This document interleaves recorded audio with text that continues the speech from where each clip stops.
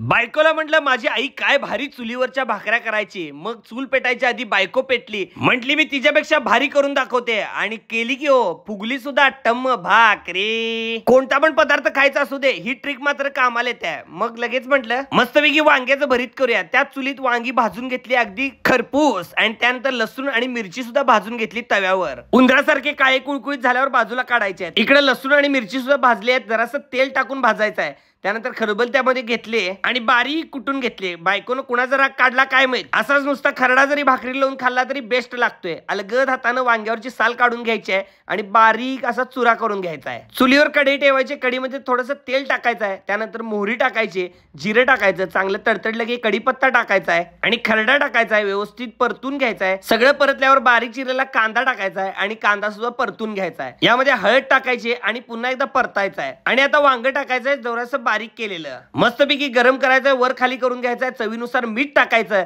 आणि असं मस्तपैकी हलवून घ्यायचंय. वरनं बारीक चिरलेली कोथिंबीर टाकायची आणि आरारार खतरनाक न म्हणता सुद्धा भारी झालेली मस्तपैकी वांग्याचं भरीत आणि भाकरी खाल्लेली आहे. एक नंबर बेत झाला होता.